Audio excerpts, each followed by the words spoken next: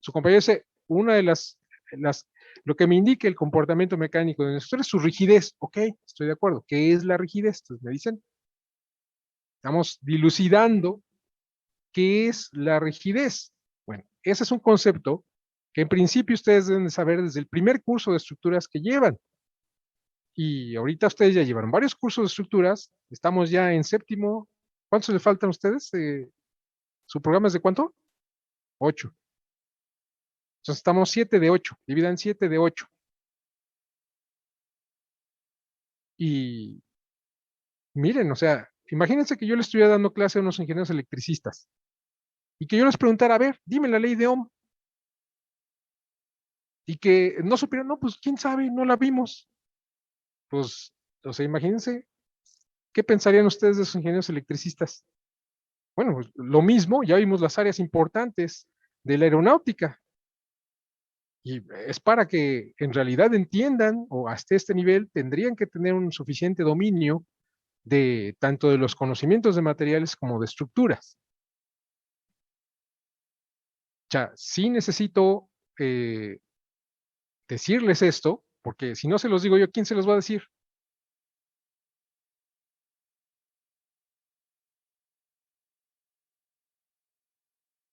Ya, acuérdense.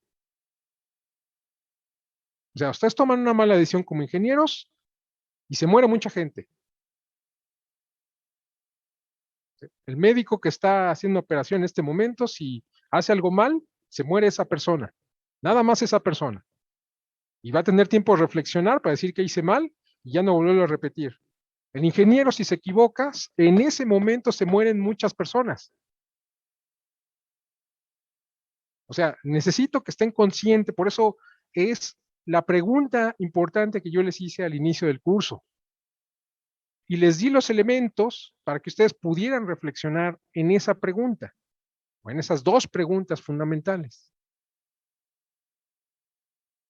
Bien, entonces su compañero dice, el comportamiento mecánico, si yo digo que conozco el comportamiento mecánico es porque conozco la rigidez. ¿Qué es la rigidez? Bueno, entonces estábamos viendo cuáles son los parámetros a los cuales va a estar sometido en el estudio. ¿Qué podemos relacionar o qué variables son las que intervienen en el comportamiento de una estructura? Entonces, ustedes me dicen, la función principal de una estructura es soportar cargas. Yo les pregunto, resultado de aplicar esas cargas, ¿qué le va a pasar a esa estructura? Desplazamientos. O sea, va a crecer en tamaño porque hay desplazamientos, claro. O sea, la excitación al sistema, en este caso el sistema es una estructura o un elemento estructural, son cargas. Ok, ya le aplicaron cargas. A esa estructura va a cambiar de dimensiones, va a haber desplazamientos como resultado de esas cargas. Entonces, si yo digo, conozco el comportamiento mecánico de la estructura es porque conozco qué cosa.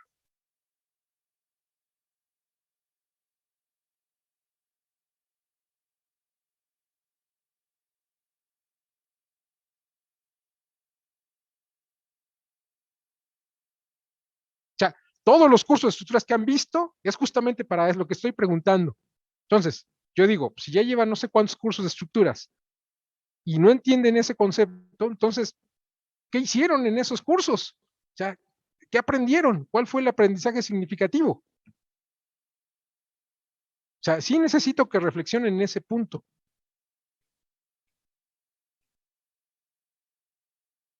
sea, si yo le impongo cargas a la estructura y la estructura responde con desplazamientos, entonces, ¿qué necesito? ¿Qué relación necesito conocer para saber cómo se va a comportar la estructura? Un esfuerzo de formación.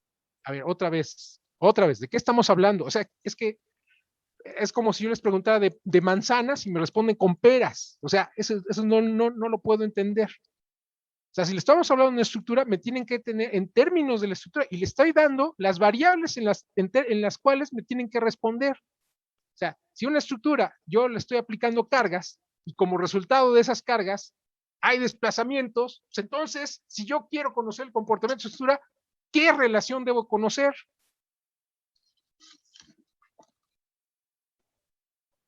Carga, desplazamiento. Pues la relación entre las cargas y los desplazamientos, para yo saber si le aplico tantas cargas, pues cuánto desplazamiento voy a obtener, o al revés, si le impongo un desplazamiento, pues cuáles son las cargas que se están aplicando ahí. Todos los cursos de estructuras que han llevado es para eso. Entonces, sí necesito que reflexionen en ese punto. Sí, no se sienten lo suficientemente con los conocimientos, el dominio suficiente de estos conceptos, yo sí les pido por favor que se den de baja del curso, porque no me gusta andar reprobando a la gente. Si se sienten mal, no entienden esos conceptos, pues vayan de oyentes a esas materias que en principio ya cursaron, pero que no aprendieron, pues ahora sí aprendan. O sea, vayan de oyentes, entren de oyentes y pongan realmente atención en lo que es importante. Porque estamos en este, imagínense el escenario. Ya ustedes están, no sé, si dividen 7 entre 8, ¿cuánto es 7 entre 8?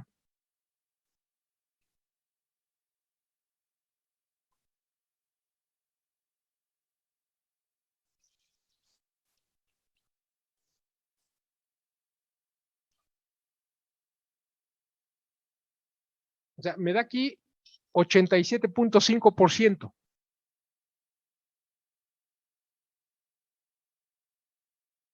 sea, es para reflexionar. Bien, entonces, si ustedes dicen conocer el comportamiento mecánico de una estructura, quiere decir que conocen la relación entre las cargas aplicadas y los desplazamientos que se producen, o al revés. Bueno, quiere decir que una de esas relaciones, como dice su compañero, es la rigidez. Bueno, pues la rigidez, ¿qué es entonces la relación entre qué y qué?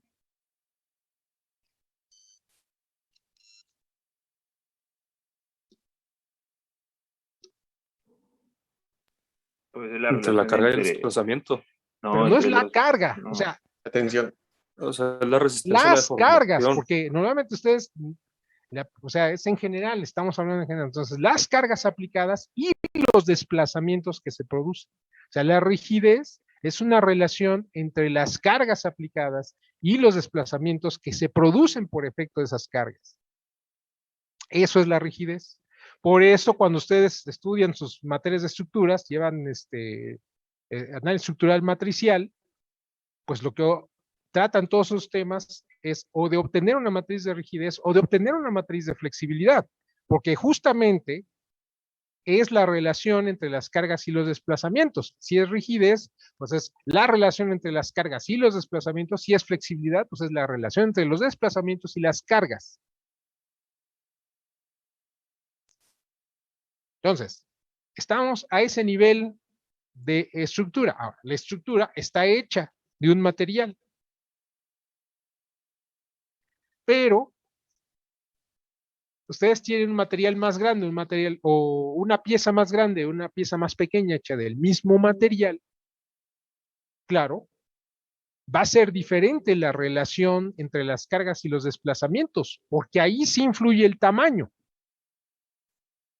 Vamos a suponer, ustedes tienen dos probetas del mismo material, pero una es el doble de diámetro y otra y también es el doble de longitud que la otra. O sea, ustedes hacen el ensayo y lo que están ensayando en primera instancia no es el material, es ese cuerpo, es esa estructura que se llama probeta.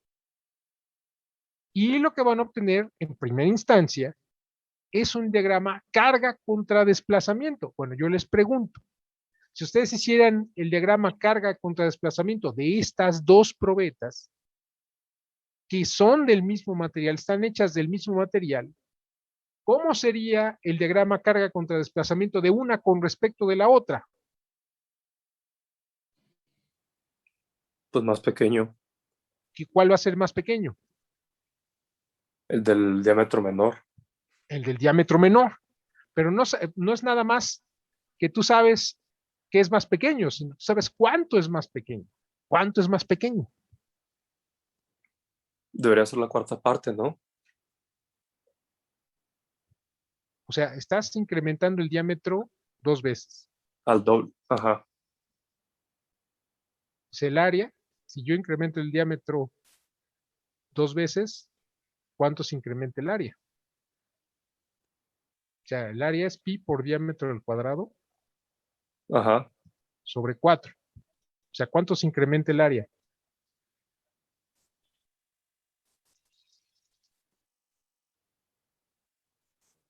O sea, 4 veces. 4 veces, sí. Ok. Entonces, quiere decir que en carga sería 4 veces más grande y en desplazamiento sería 2 veces, porque la longitud es más grande 2 veces. O sea, el desplazamiento que se produce en la probeta más grande sería el doble. Ok, entonces ahí, en esa curva de carga contra desplazamiento, estaríamos caracterizando el comportamiento de la probeta, no del material. ¿Qué hacen ustedes para pasar al nivel del material? ¿Qué hacen con la carga? La dividimos entre el área de la sección ¿Y eso transversal para de la qué? probeta. ¿Y eso para qué? ¿Cómo? Para obtener los esfuerzos. Ok, los esfuerzos. ¿Y qué otra cosa? ¿Qué haces con el desplazamiento?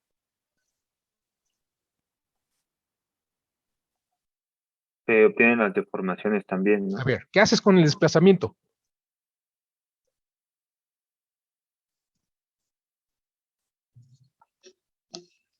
¿Qué le hago al desplazamiento? Ir obteniendo las elongaciones, ¿Cómo? ir obteniendo las Bueno, elongaciones del las material. elongaciones son el desplazamiento. ¿Qué hago con el desplazamiento?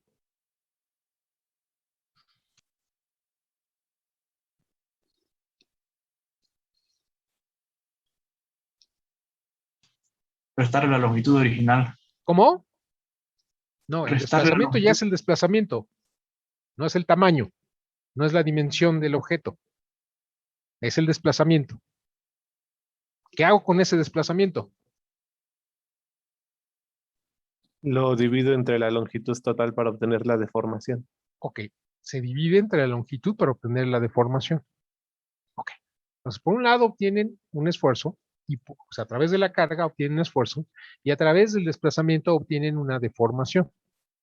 ¿Cómo serían los diagramas esfuerzo-deformación ya del material del que estarían hechas las probetas? Las dos probetas. Pues deben ser iguales, Tendrían que ser iguales. ¿Por qué tendrían que ser iguales? porque es el mismo material. Porque es el mismo material. Quiere decir que para ir a lo que analizar el fenómeno del material, tenemos que eliminar las variables que nos dicen cosas del tamaño. O sea, tenemos que llegar a otras variables que son asociadas al material y que son independientes del tamaño. Esas variables con las cuales se analiza el material es justamente el esfuerzo y es la deformación. Entonces, ustedes pasan del comportamiento de la estructura al comportamiento del material. Entonces, ahora yo les pregunto, si yo digo que conozco el comportamiento mecánico de un material, es porque conozco qué cosa. Relación esfuerzo-deformación. La relación entre los esfuerzos y las deformaciones. Okay. Entonces, si yo digo conozco el comportamiento de una estructura, es porque conozco la relación entre las cargas y los desplazamientos. Si conozco el comportamiento mecánico de un material, es porque conozco la relación entre los esfuerzos y las deformaciones. Ok. Lo que necesito ahora que me digan es qué es el esfuerzo y qué es la deformación.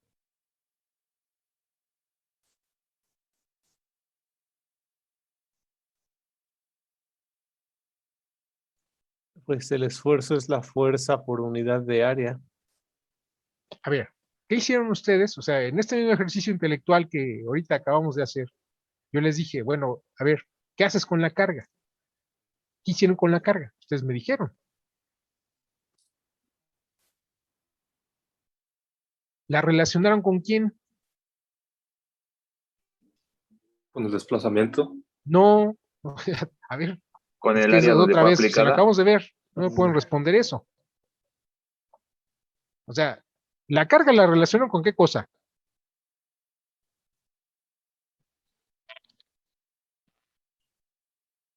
Con el área donde fue aplicada. Con el área, el área de la sección transversal de la probeta. Entonces, yo les pregunto ahora, ¿qué es el esfuerzo?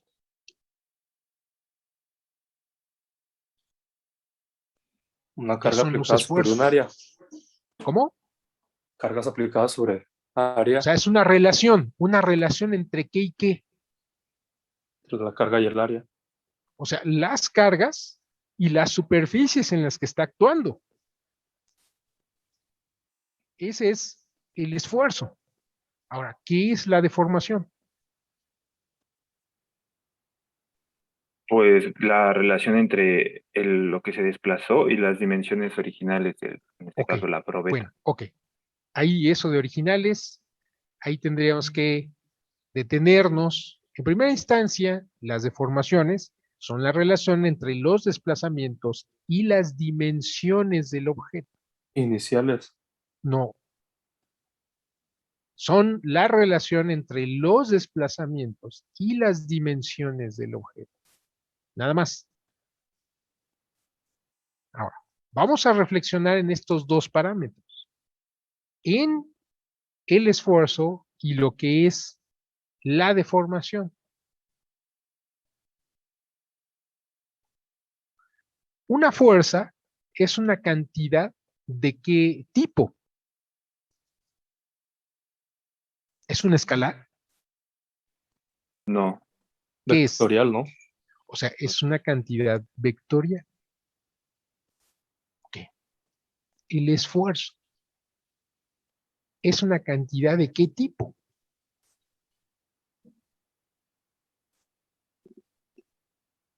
También debe ser vectorial. Bueno, no es una cantidad vectorial, es una cantidad tensorial. De hecho, también la fuerza sería una cantidad tensorial, pero sería de orden 1. Aquí tenemos una cantidad tensorial de orden 2, el esfuerzo.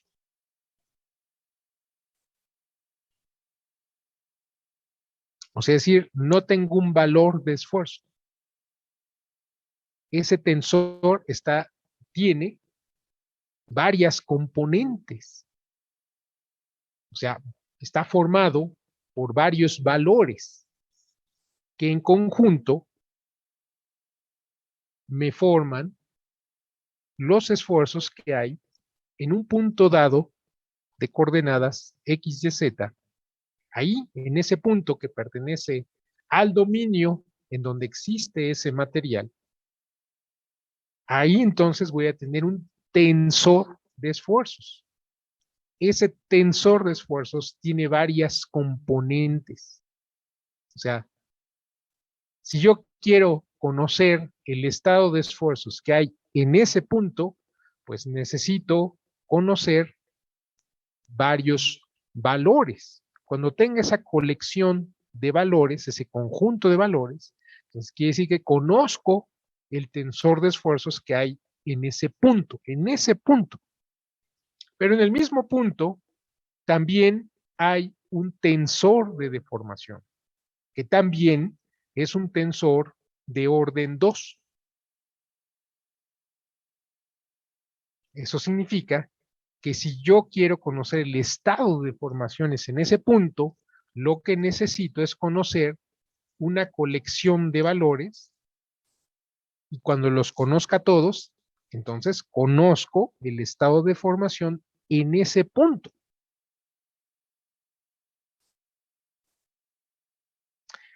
Si yo hago la relación entre los esfuerzos y las deformaciones, quiere decir ahí, en ese punto, quiere decir que estoy caracterizando el material que hay en ese punto de coordenadas X, Y, Z. Quiere decir que en ese punto, si yo estoy relacionando dos tensores de orden 2, pues el resultado de esa relación de esos dos tensores de orden 2 va a ser otro tensor, pero ahora de orden 4, que me va a decir el comportamiento del material que hay en ese punto de coordenadas X, Y, Z, en ese punto. Entonces, si hablamos ya del material, el material va a existir. Acuérdense que es difícil disociar al material de un cuerpo.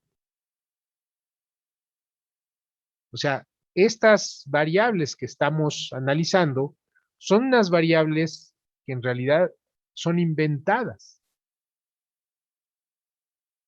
Son conceptos abstractos que el ser humano ha generado para poder analizar o asociar, digamos, o tener una idea de lo que está pasando en el material. Y entonces son esas variables de esfuerzo y deformación. Entonces, en ese punto, pues hay un tensor de esfuerzo. Y en ese mismo punto va a haber un tensor de deformación. Si hago la relación entre esos dos, lo que se va a obtener es otro tensor que va a indicar el comportamiento del material ahí,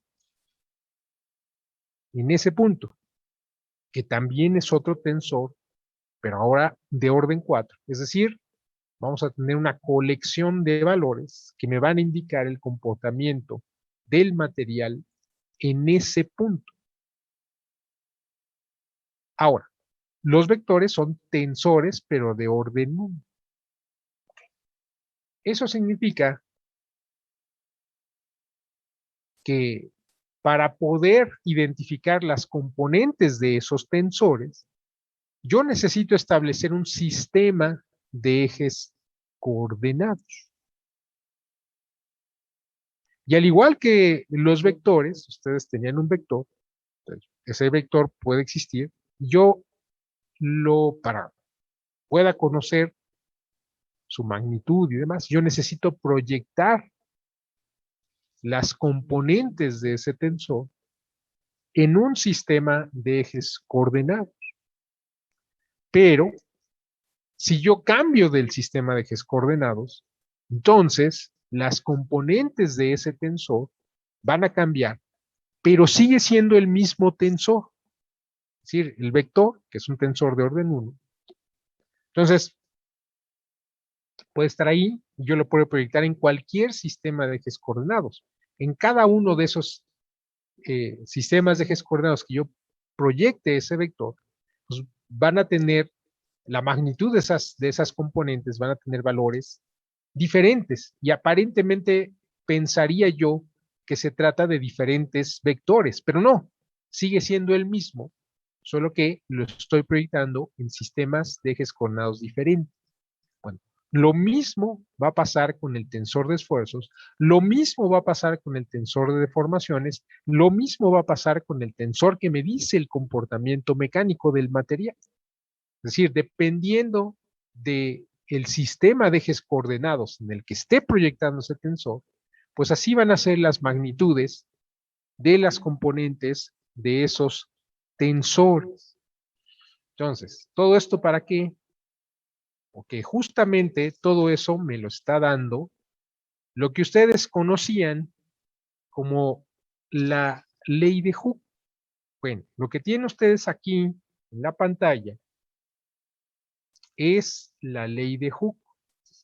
Eso que ustedes decían que el esfuerzo es igual a E por epsilon, eso solamente es una parte de la ley de Hooke y para un caso particular, no para un caso general.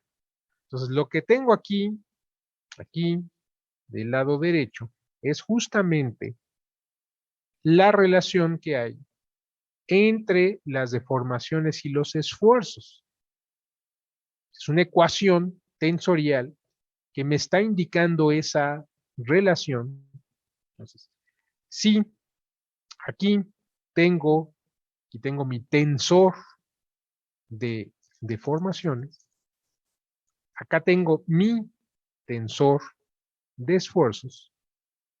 En medio está justamente la relación entre las deformaciones y los esfuerzos, que es este otro tensor de orden 4.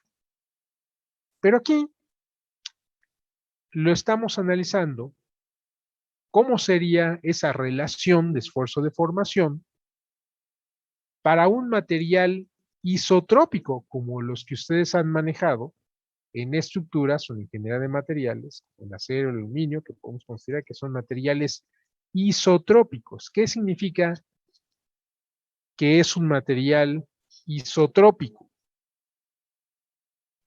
Pues que sus propiedades son iguales en todas direcciones. Ok, sus propiedades son iguales en todas direcciones. Quiere decir que el tensor que me va a describir el comportamiento mecánico, es decir, el tensor que me hace la relación entre los esfuerzos y las deformaciones, o entre las deformaciones y los esfuerzos, en cualquier sistema de ejes coordenados en que yo lo proyecte, los valores de sus componentes, es decir,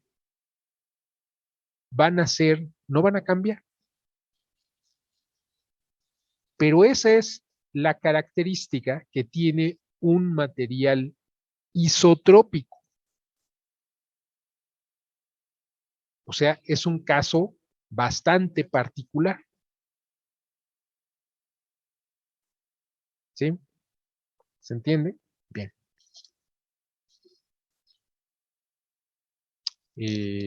Ok, se me hace, a ver. Creo que voy a tener que hacer un paréntesis. Visto el estado actual de las cosas.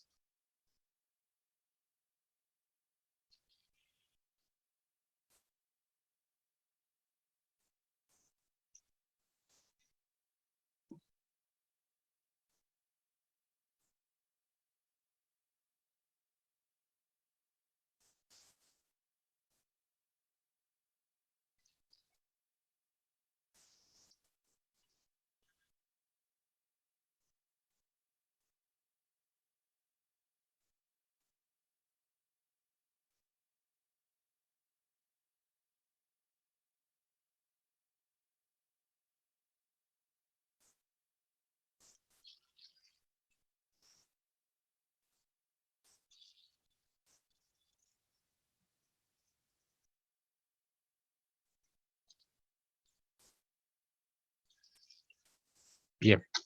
Entonces aquí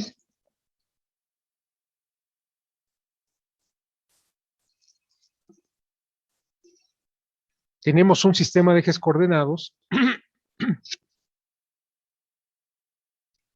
y tenemos un vector P que me está definiendo la posición de un punto, y un punto que tiene coordenadas X, Y, Z. ¿Sí? Aquí. Como si yo necesito analizar un material, entonces no puedo disociarlo de un cuerpo. Y por eso tengo que trabajar con un elemento representativo de volumen. Aquí tenemos un caso, una abstracción. Entonces, ese elemento representativo de volumen, en este caso, sería un elemento diferencial, sería un cubito diferencial, así como el que está aquí, que tendría por lado diferencial de X, diferencial de Y, diferencial de Z. Es este, está aquí. Bien. Imaginen ustedes que yo aplico un diferencial de fuerza. Okay. Estamos hablando de un elemento diferencial, pues vamos a hablar de un elemento diferencial de fuerza. Ustedes saben que este elemento diferencial de fuerza es un vector, o sea, un tensor de orden 1. Vamos a suponer que ustedes imponen una fuerza, en este caso por ser un elemento diferencial, una diferencial de fuerza que sigue siendo un vector, así como el que está aquí, este DFR, este azul que ven ustedes. Este está aplicado en la superficie, en la cara de este cubo, que es perpendicular al eje X, así como está ahí en la figura. Si ustedes descomponen esta fuerza, van a obtener 3 componentes. Estas que están aquí. Si volvemos a la definición que vimos, esfuerzo, quiere decir que el esfuerzo, los esfuerzos, son la relación entre las fuerzas, en este caso este diferencial de fuerza, y las superficies en las que están actuando. En este caso, esta fuerza está actuando en esta cara, en esta diferencial de superficie, que es la cara perpendicular a la dirección X, al eje X, y que tiene como dimensiones diferencial de Y por diferencial de Z. Si yo hago esa relación, pues entonces obtengo estas 3 componentes. Pero yo puedo tener una carga aplicada, o sea, la carga que le estoy aplicando a este cuerpo es la suma de las fuerzas que están actuando en cada una de las caras de este cuerpo. Entonces, tengo que analizar cada una de ellas. En este caso, voy a obtener aquí una componente de esfuerzo que se llama sigma X. ¿Qué es sigma X? Es la relación entre la componente en X de esta fuerza y esta superficie en la que está actuando. Pero esta fuerza es normal a esta superficie. A esa componente del tensor de esfuerzos, que es una componente de esfuerzo normal, entonces se le va a representar normalmente con una letra sigma. Subíndice X, ¿por qué? Porque justamente es la relación entre la fuerza que va en dirección de X y la superficie normal, o sea, perpendicular a esta fuerza. Bien, las otras 2 componentes son tangenciales, son paralelas a la superficie, de tal manera que las vamos a identificar de una manera diferente. Estas componentes se van a identificar con la letra tau. Y así va a aparecer un tau XZ y un tau XY, porque esta fuerza que está aquí va a producir, relacionada con la superficie con la que está actuando, es decir, esta diferencial de fuerza XZ, pues está actuando en esta diferencial de superficie X. Y me va a estar produciendo una componente de esfuerzo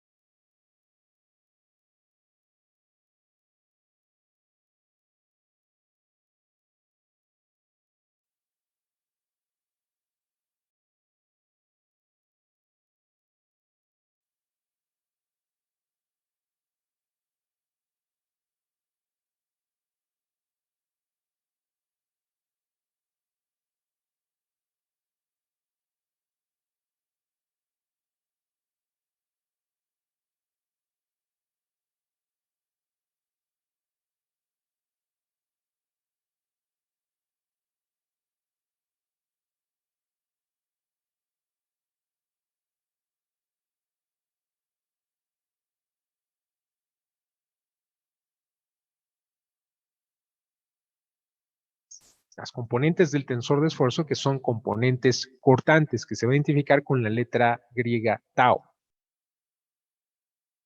Y justamente este par de letras que están aquí, XZ, me va a indicar el plano en el que van a estar actuando. Es decir, aquí se está produciendo este esfuerzo cortante que va a estar actuando en el plano XZ. Y si yo hago la relación entre esta componente diferencial de Fxy con la superficie en la que está actuando, voy a encontrar una componente de esfuerzo cortante XY. XY, porque está actuando, va a aparecer en el plano XY. Entonces, aquí tengo estas tres componentes. Bueno, vamos a analizar otra de las caras. Aquí está una fuerza que está actuando en la cara perpendicular al eje Y.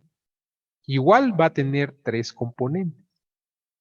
Si relaciono estas tres componentes con la superficie con la que está actuando, entonces voy a obtener igual un esfuerzo normal, sigma y dos esfuerzos cortantes, uno tau YZ y otro tau YX. Ahora vamos a analizar otra cara.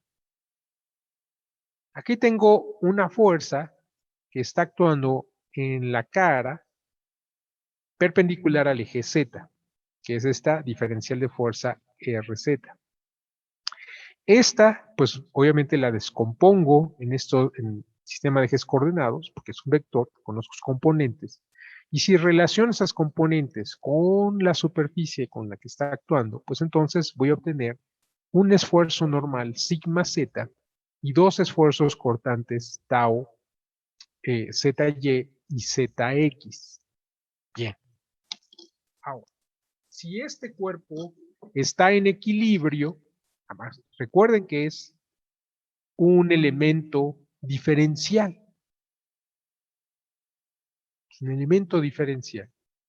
Bien, entonces significa que, obviamente, no solamente hay una cara perpendicular a X, va a haber dos caras perpendiculares a X, pero si está en equilibrio, quiere decir que del otro lado, pues va a haber lo mismo, en sentido contrario.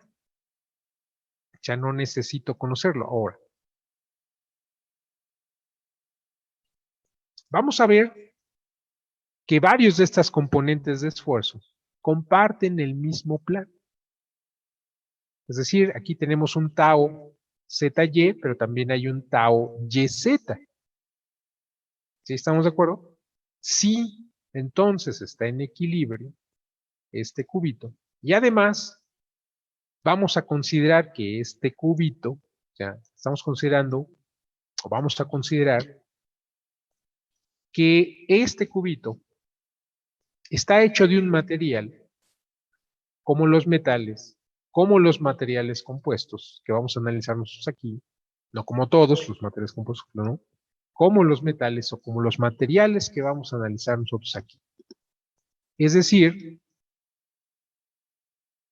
los desplazamientos que se van a producir por efecto de estas cargas son pequeños en comparación con las dimensiones de este cuerpo. De tal manera que nosotros podríamos considerar que estas superficies no se alteran, o prácticamente no se alteran. ¿Sí? En ese caso, entonces, todas las componentes que están de esfuerzos que están actuando en el mismo plano, es decir, por ejemplo, tau ZY y tau YZ, pues van a ser iguales. Tau ZX y tau XZ van a ser iguales, pero solamente en ese caso. Ahora, para que entiendan a lo que nos estamos refiriendo, con esta es una mecánica de los desplazamientos pequeños. Ustedes ahorita, en este momento, están en una edificación, me imagino. Y esa edificación está hecha de unos muros y de unas columnas y de unas traves. Imagínense, bueno, los que lo quieren hacer, les den permiso de hacerlo, pues lo hacen. Si no, pues nada más se lo imaginan. Imagínense que al muro o la columna, ustedes le van a dibujar un cuadrado.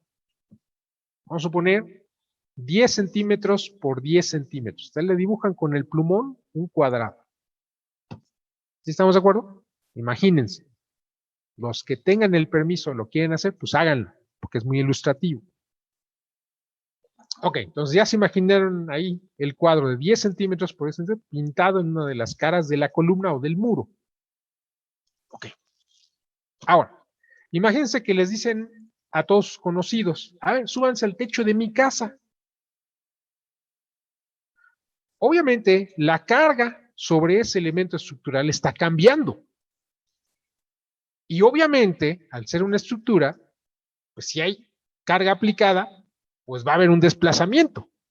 Si hay una diferencia en la carga aplicada, un incremento de carga, pues también va a haber un incremento en el desplazamiento. Sin embargo, ustedes no van a ver ningún cambio aparente de ese cuadro. O sea, si ustedes vuelven a medir con su regla ese cuadro, pues seguramente no van a medir absolutamente nada. Sin embargo, ustedes saben que ese cuadrito está cambiando sus dimensiones. ¿Sí? ¿Se entiende?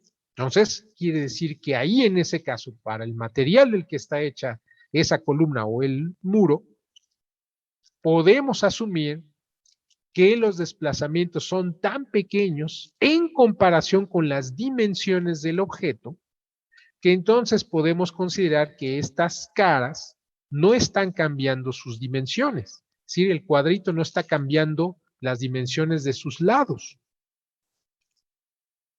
¿Sí se entiende? Entonces, en ese caso, podremos decir que las componentes de esfuerzo tau ZY y tau YZ son iguales, son las mismas.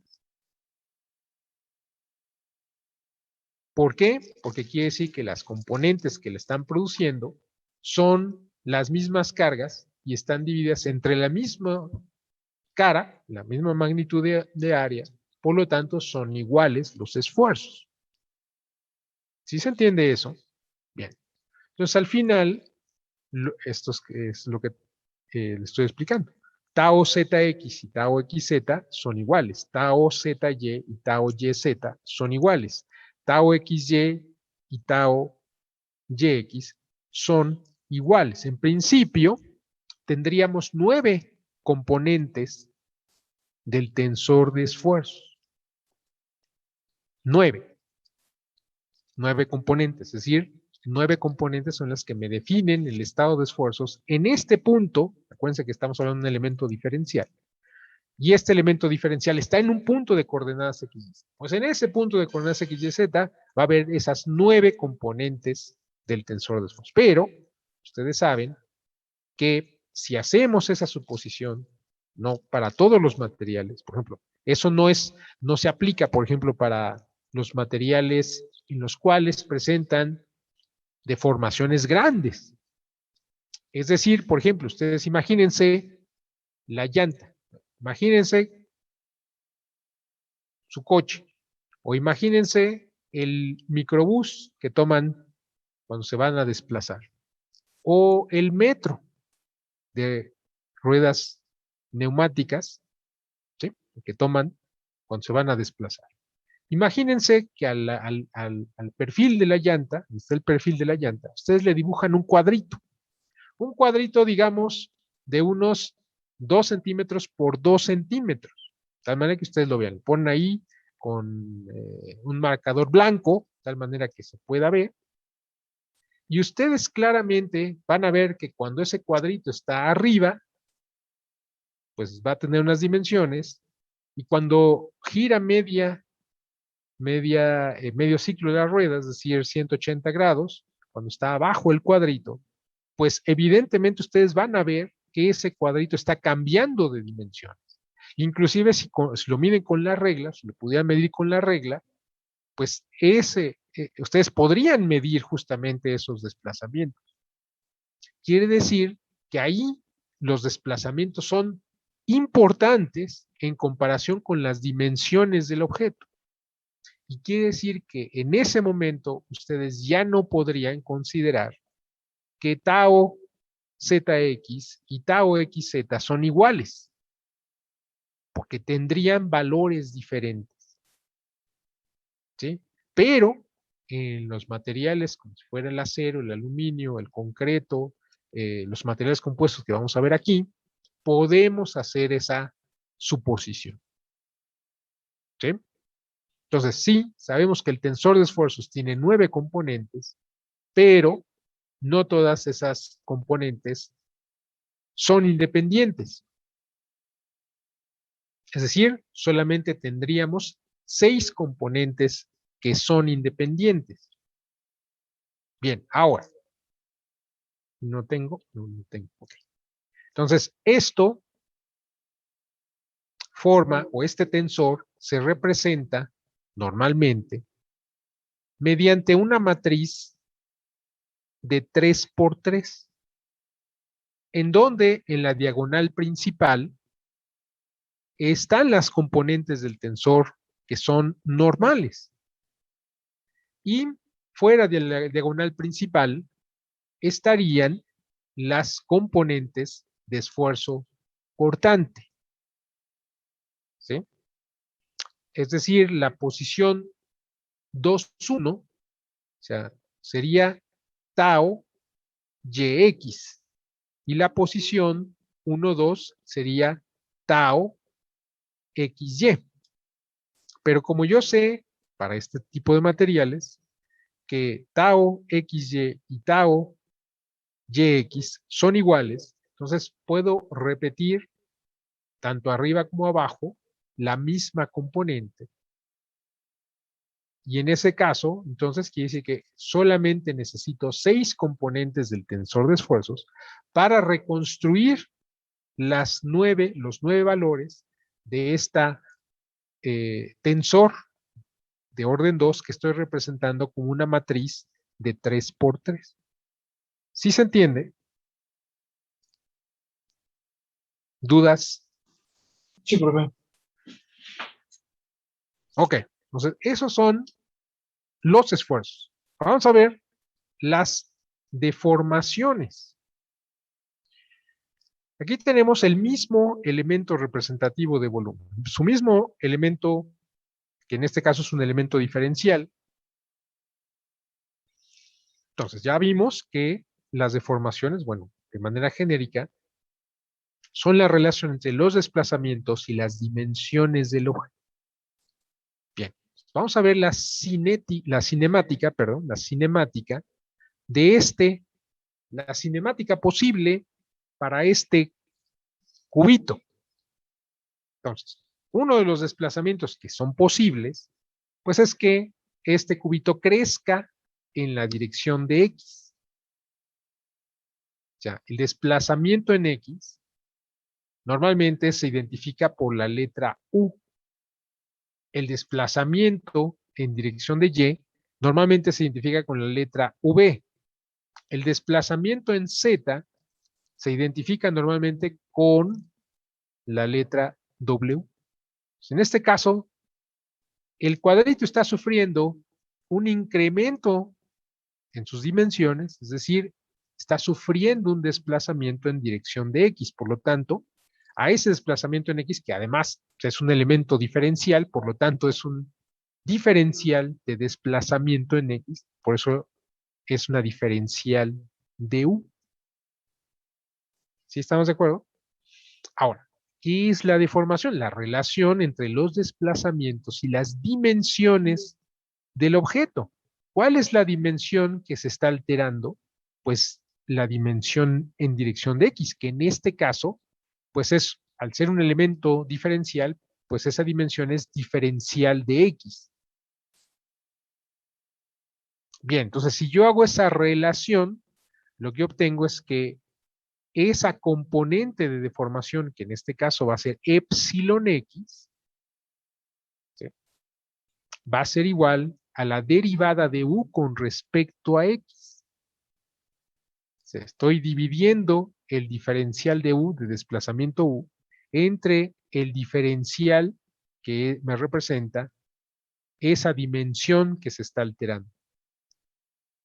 ¿Sí? Por eso tengo epsilon x, que va a ser igual a la derivada de U con respecto a x. Pero este cuadro también puede haber un desplazamiento en dirección de y. Entonces, ese desplazamiento, que va a ser un desplazamiento diferencial, va a ser un diferencial de v, porque es un desplazamiento diferencial en dirección de y. ¿Cuál es la dimensión que se está alterando? Pues diferencial de y. Por lo tanto, si yo hago la relación entre el desplazamiento que se produce y la dimensión del objeto que se altera, pues entonces voy a obtener que epsilon y, que es la otra componente, otra de las componentes del tensor de deformaciones, pues va a ser la derivada de v con respecto a y. Pero también puedo tener un desplazamiento en z. Bien. Entonces aquí, desplazamiento en z se identifica por w. Como tengo un elemento diferencial, pues va a haber un diferencial, un desplazamiento diferencial en dirección de z que se va a identificar como diferencial de w. ¿Cuál es la dimensión que se está alterando? Pues diferencial de z. Por lo tanto, hago la relación entre el desplazamiento, diferencial w, y la dimensión del objeto, que en este caso es diferencial de z. Por lo tanto, epsilon z pues va a ser la derivada de w con respecto a z. Bien, hasta ahí son desplazamientos, digamos, lineales, pero también puede haber que este cubito se distorsione. Es decir, que una cara gire con respecto a otra. O sea, se está distorsionando el cuadrito. Por ejemplo, aquí. Aquí tengo un giro. Esta cara y esta cara están girando con respecto a esta. Entonces ahí, ese tipo, o sea, fue un desplazamiento angular de las caras. Y va a dar lugar a una deformación angular. Bien, en este caso, esta deformación angular es la que está apareciendo en el plano YZ.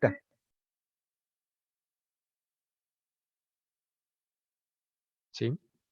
Bien, entonces aquí las dimensiones del objeto prácticamente no están cambiando, aunque sí, es decir, los vértices están desplazándose, el medio, los puntos de este, que pertenecen al dominio de este elemento diferencial, o sea, sí se están desplazando. Y en este caso van a aparecer dos desplazamientos. O sea, este punto que está aquí pasó para acá.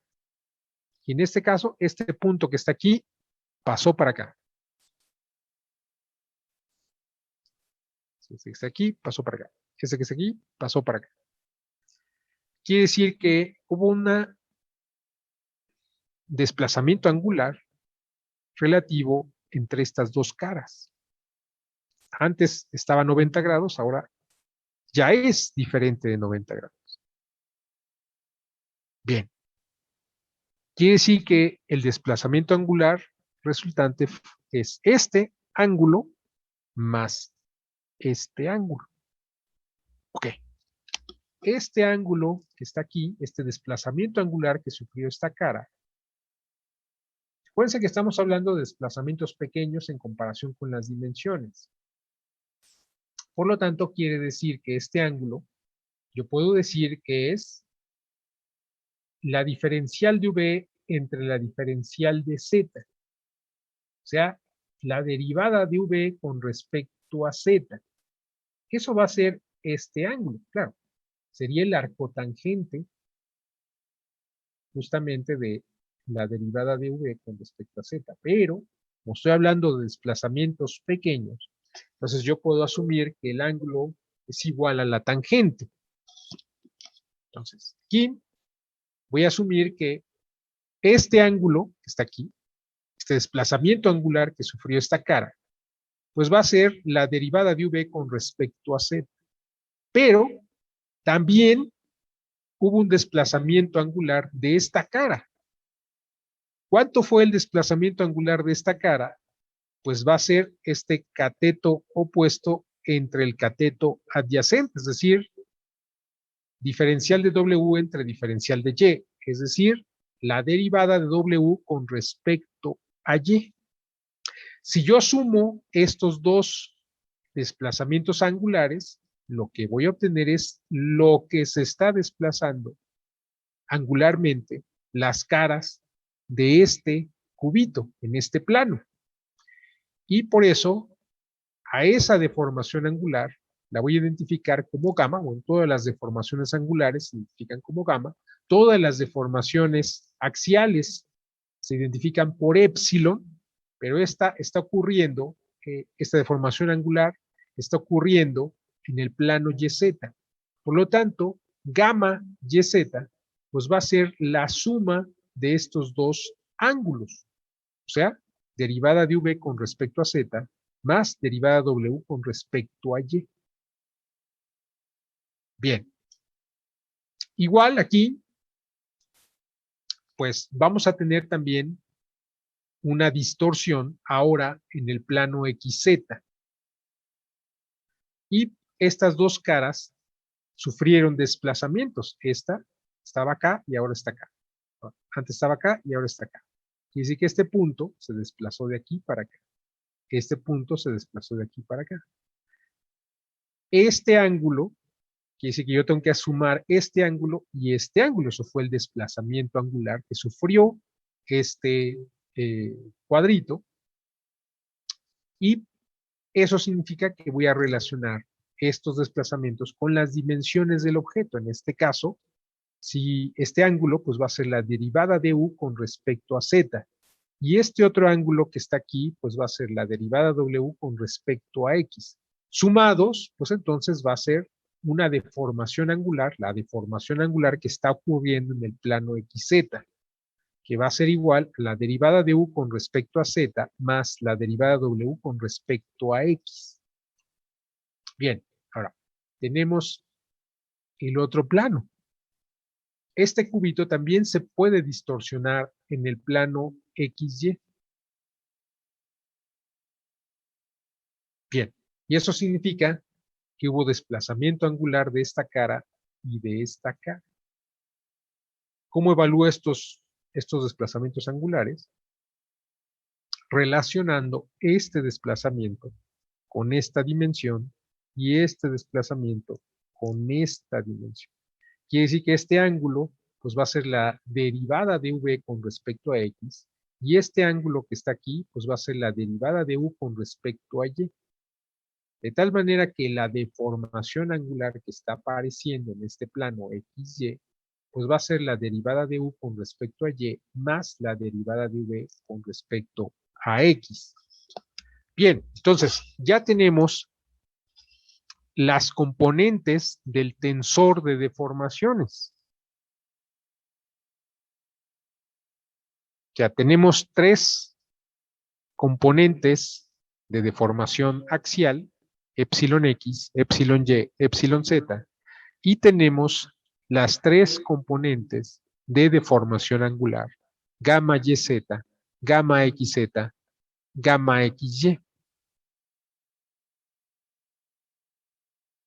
Bien, igual.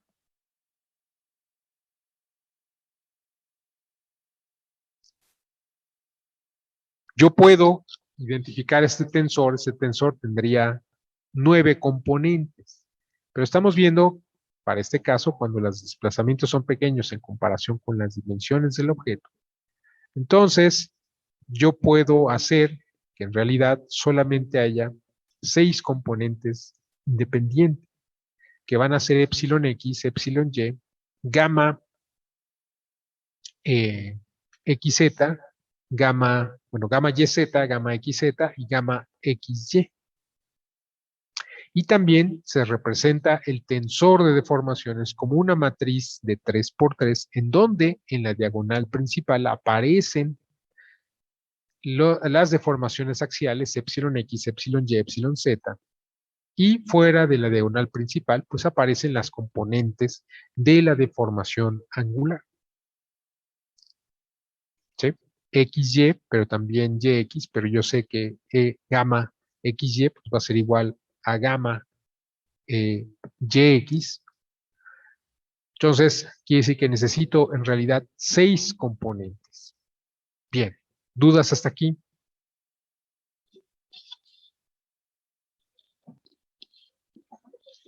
Bien, entonces, ahora vamos a pasar justamente, o vamos a regresar, voy a cerrar un poco este paréntesis, vamos a regresar a nuestra ley de Hooke. Bien, ahorita ya sabemos qué significan el tensor de esfuerzos, qué significa el tensor de deformaciones y cuántas son las componentes que en realidad son necesarias para reconstruir el tensor de esfuerzos o de deformaciones que se representan por matrices de 3×3. Y yo sé, entonces, que lo que necesito para el tipo de materiales que estamos analizando son solo 6 componentes del tensor de esfuerzos y 6 componentes del tensor de deformaciones. Claro, esto es para la condición en la que los desplazamientos son pequeños en comparación con las dimensiones del objeto. Si eso no se cumple, como el caso del material de la llanta, un hule, ahí no se cumple, entonces ahí no puedo aplicar estas ecuaciones. Estas ecuaciones no serían válidas para analizar ese material. Tendría que analizar otro, de otra manera. Ok, pero aquí vamos a analizar en materiales en los que sí se cumple esta condición.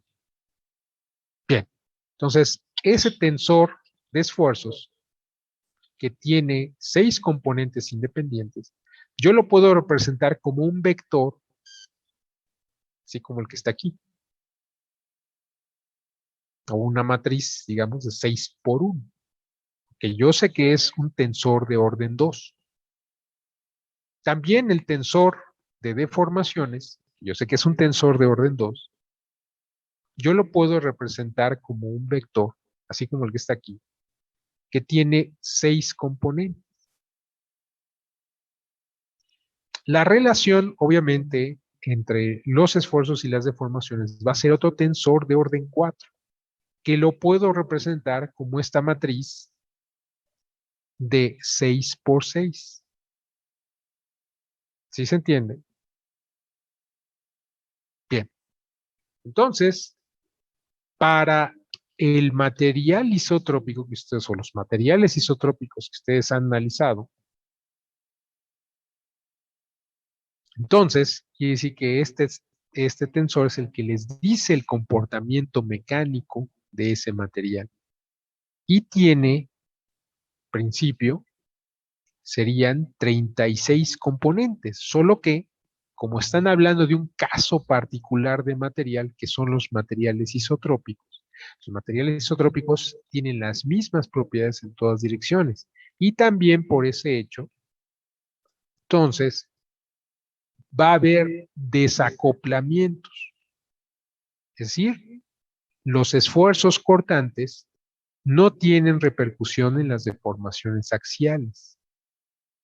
Y por el contrario, o más bien, y también los esfuerzos normales no tienen repercusión en las deformaciones angulares. Pero además, para ese material también no hay acoplamiento entre los diferentes planos. Es decir, las componentes de esfuerzo cortante fuera del plano que estés analizando no tienen repercusión en ese plano. Solo tiene repercusión el esfuerzo que está aplicado en ese plano. Pero esa es la característica de este material isotrópico. Pero además, como tienen las mismas propiedades en todas direcciones, quiere decir que estos tres elementos que están aquí, estas tres componentes de este tensor, pues van a ser iguales. Estas tres componentes que están aquí, pues van a ser iguales. Y estas, y estas, y estas, y estas, y estas, y estas son iguales. ¿Sí? ¿Se entiende eso? Dudas hasta aquí. Es decir, que si yo cambiara o proyectara este tensor con sus herramientas matemáticas que en principio ustedes ya conocen, si yo proyectara este tensor en otro sistema de ejes coordenados, yo seguiría teniendo los mismos valores en el nuevo sistema de ejes coordenados. El tensor que me dice el comportamiento mecánico. Eso me estaría hablando de que estoy en la presencia de un material isotrópico. Bien, hasta ahí, dudas. Bueno, pero como ya les dije, más bien todos los materiales que existen en la naturaleza, pues corresponderían a una definición de material compuesto, aunque hay un debate si en realidad se les puede llamar materiales compuestos o no, pero corresponderían a esta definición. Y eso significa que esto no va a ocurrir. Es decir, el comportamiento mecánico de esos materiales, que son los que abundan en la naturaleza, son todos los materiales de la naturaleza, en realidad son materiales anisotrópicos. Y eso significa que el tensor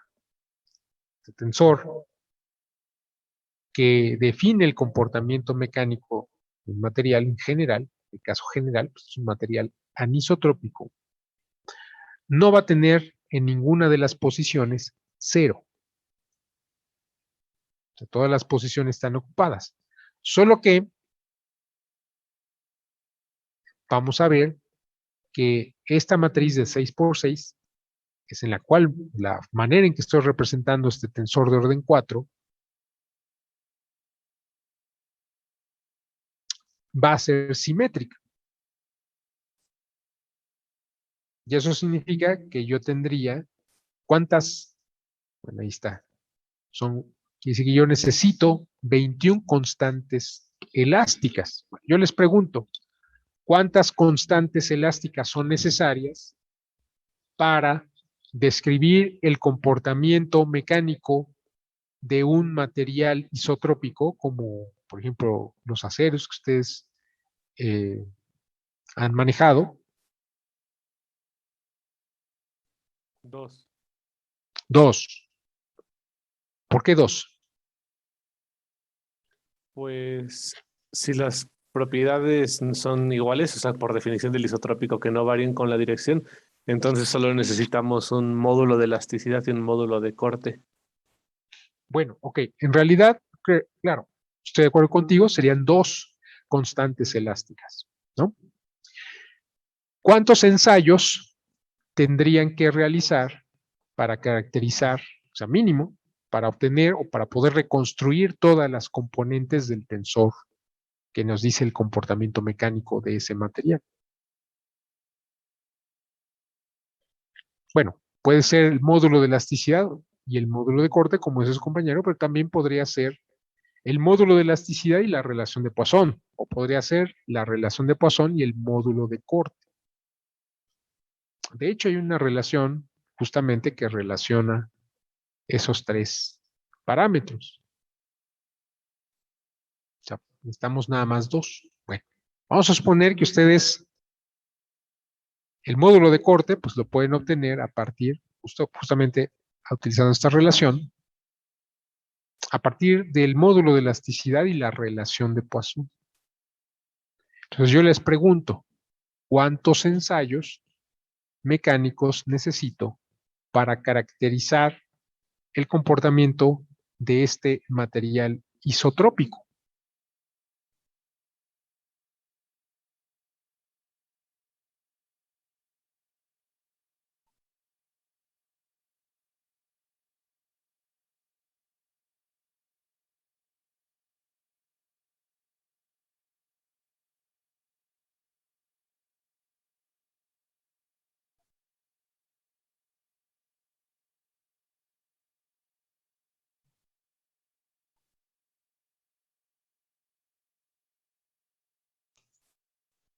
Uno, ¿no? ¿Por qué 1? Porque es en una sola dirección el comportamiento de los materiales isotrópicos. Bueno, en todas las direcciones. A ver, Y ¿yo qué quiero obtener? lo, los parámetros de.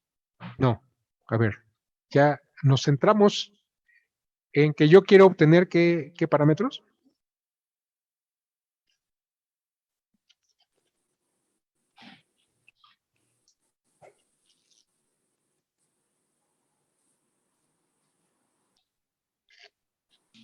Módulo de Young y Poisson. Ok, módulo de Young, módulo de elasticidad y la relación de Poisson. ¿Cuántos ensayos mecánicos necesito para obtener el módulo de Young y la relación de Poisson? Con uno se podría. ¿Por qué con 1? Por un lado tenemos el ensayo para obtener el módulo de elasticidad, pero por definición la relación de Poisson es el valor que hay entre la deformación transversal y la deformación longitudinal. Y Y eso entonces, lo podríamos obtener en el mismo ensayo. ok, si mido, además de la deformación axial o el desplazamiento axial, ¿qué mido? El desplazamiento transversal. Ok, el Bueno, desplazamiento transversal lo relaciono con las dimensiones y puedo obtener la deformación transversal. Entonces, midiendo la carga que está pasando a través de la probeta, porque con eso voy a obtener el esfuerzo, sabiendo las dimensiones de mi probeta, si yo le pongo un extensómetro para saber cuánto es el desplazamiento axial, y le puedo poner otro extensómetro en dirección transversal para saber cuánto es el desplazamiento transversal, me bastaría un ensayo para obtener los datos suficientes que me permitirían reconstruir todo el tensor que me dice el comportamiento, esta matriz de 6x6, que en realidad sabemos que por un material isotrópico, pues algunas posiciones van a ser 0, pero las que no, yo las podría obtener a partir de esos datos experimentales. O sea, nada más necesito uno. Bien. Pero ahora tenemos el caso más general, que es un material anisotrópico. Entonces yo ahora les pregunto, ¿cuántos ensayos necesitamos para caracterizar el comportamiento mecánico de este material anisotrópico? Aquí, analicen, vean esta ecuación. La respuesta a la pregunta está aquí en esta ecuación.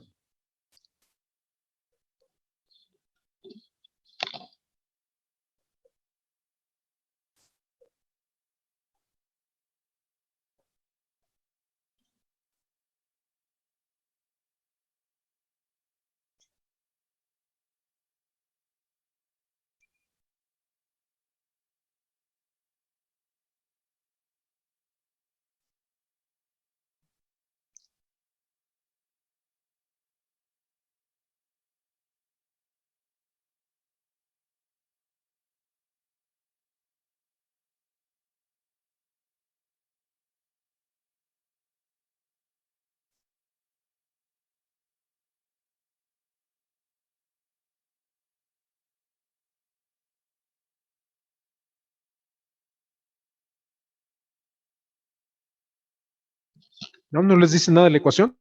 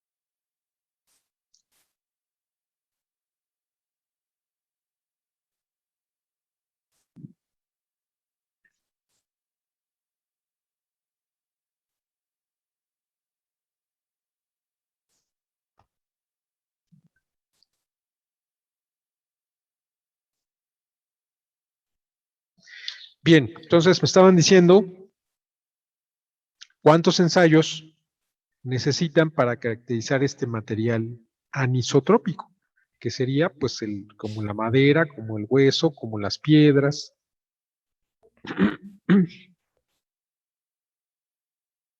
O sea, ustedes quieren caracterizar una piedra, caería en este caso.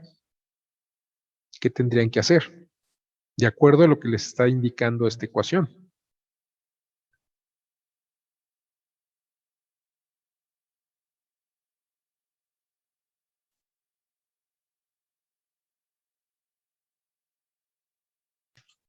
¿Serían 3, por favor?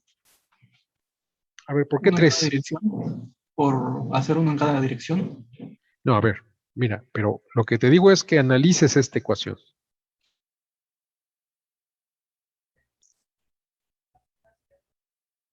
O sea, tú lo que tienes que tener tienes que tener los valores o los datos para que puedas obtener estas 36 constantes. Solo que como sabes que es simétrica esta matriz, entonces en realidad lo que necesitas son 21 constantes. ¿Sí? Lo que hay en la diagonal principal abajo o lo que habría en la diagonal principal y lo de arriba. O sea, son 21 constantes las que necesitas. ¿Sí estamos de acuerdo? Ahora, tienes que pensar en qué necesitas para hacer tus ensayos mecánicos.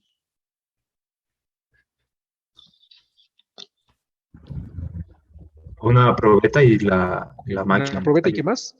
La máquina de ensayo. Una máquina de ensayos mecánicos. Ahora, ¿qué características tienen las máquinas de ensayos mecánicos universales? Las que venden, usted pone ahí en su navegador, la ventaja, ¿no? Ponen máquinas de ensayos mecánicos, ¿no? Vean las páginas de los fabricantes, ¿no? Instron, Shimatsu, Otto Volper, no sé, varias. Y ahí, las que tienen de manera comercial, las que aparecen en su catálogo, ¿qué características tienen esas máquinas de ensayos mecánicos? Solo pueden hacer el ensayo en una dirección. Solamente tenemos un grado de libertad en esas máquinas. O sea, nada más, no es que solamente podemos hacer en una dirección, es que más bien la máquina tiene un solo grado de libertad. Ok, entonces, ustedes necesitan obtener 21 constantes. Tienen una máquina de ensayos mecánicos que solamente tiene un grado de libertad. ¿Sí estamos de acuerdo? Y también dijo su compañero, necesitamos una probeta. Bien. Entonces, otra vez, volviendo a la piedra, yo quiero caracterizar una piedra. ¿Qué necesito hacer? Obtener una probeta de dicha piedra. Obtener una probeta. ¿Cómo obtengo esa probeta? Porque yo tengo un material anisotrópico. ¿Qué característica tiene el material anisotrópico? Que sus propiedades son distintas en la dirección que se mide. Ok, entonces yo no puedo, o sea, más bien yo tengo que saber de qué dirección, en qué dirección estoy extrayendo la probeta. Porque si la extraigo en una dirección y yo pienso que es otra, pues me van a dar cosas que no son. Entonces, primero, pues obviamente necesito tener un sistema de ejes coordenados. Ok, ya, imagínense, a la piedra le asocio un sistema de ejes coordenados. Es decir, la pongo, por ejemplo, en una mesa, en un mármol, ¿no? En una mesa, si ustedes quieren. Entonces ya ahí tendría una referencia, porque puedo tener X, Y y Z. ¿Sí estamos de acuerdo? Bueno, entonces necesito un sistema de ejes coordenados. Ok, ya tengo un sistema de ejes coordenados, es decir, ya puedo relacionar, ya puedo imaginarme una manera en la que esta ecuación la puedo relacionar con los ensayos que yo necesito, porque esta ecuación está proyectada en un sistema de ejes coordenados X, Y, Z. ¿Sí? Bueno, ok, ya hice eso. ¿Qué más? Necesito una probeta. Bueno, primero necesito saber cuántos ensayos necesito y qué características necesita tener esa probeta, sabiendo que tengo una máquina de ensayos mecánicos de un solo grado de libertad.